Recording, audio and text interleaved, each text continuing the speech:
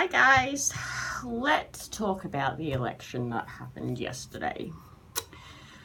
So, I watched the coverage of the election on TV. Liberal won. That was a surprise. I guess people don't really care about health and education, but that's beside the point. So, I wanted to talk about what having Liberal in again means, what the fact that Clive Palmer and Fraser Anning no longer have seats, what that means, and just, some random things I've seen on like Facebook and stuff. And so anyway, so Liberal won. I don't think that's a good thing. We've got another few years of Scott Morrison, of conservative policies, of problems with health and education. I don't believe any of the things that Liberal have promised will happen, because they had, for the past 6 years, they could have made these things possible and they haven't. So that's sort of my take on Liberal. I don't really have much to say about them because I actually don't know what a lot of their policies are, because it was not clear. Anyway, going on to Clive Palmer now.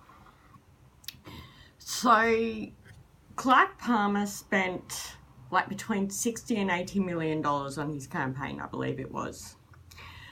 And he got no seats in the Senate. That's unsurprising because he's just been in everyone's faces. He's very divisive. He's quite bigoted. So I'm glad that's probably one of the really good things that came out of the election is people in Australia have said, no, we don't like those policies. We don't like what you're doing. We don't like racism. We don't like bigotry. So that's a good thing. So I'm glad he's out.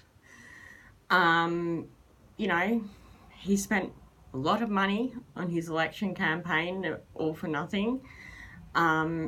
He should have listened to what the people, I believe he's from Queensland, what Queenslanders actually wanted. And this is the thing with politicians, and they can't be surprised when they don't get into Parliament, when they're going completely against what their constituents want. So, his constituents wanted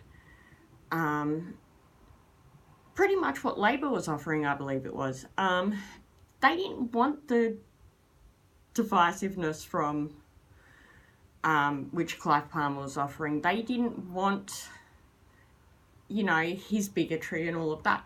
And they made it clear to him, and he completely ignored them. He was only in it for himself. I believe he admitted that a few times. And he didn't care what anyone else thinks. And when you're a politician, you can't really do that, because you're supposed to be working for the people. You're supposed to be going to Parliament and bringing the issues that they are facing to Parliament.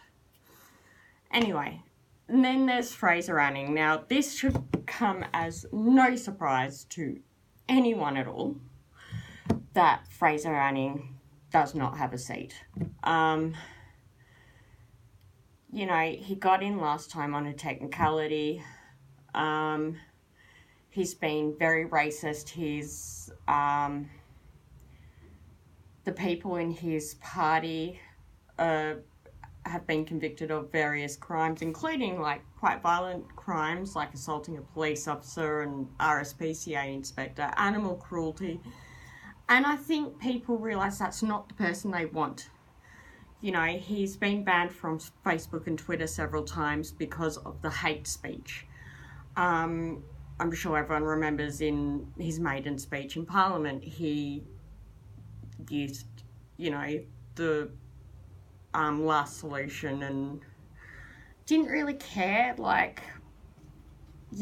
that people did not want white supremacy in Australia, and people saw it as wrong, and he didn't care. And, you know, like Clive Palmer, he just continued to do what he was going, and instead of, when, you know, especially after his first Facebook and Twitter ban, instead of saying, yes, I was wrong to say those things, he then attacked Facebook and Twitter for not allowing him to have freedom of speech.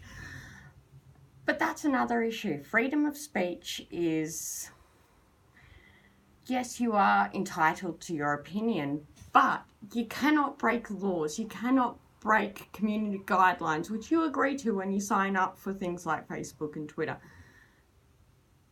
And at the end of the day, if you cannot make your point without using hate speech, then perhaps you have to reevaluate your beliefs.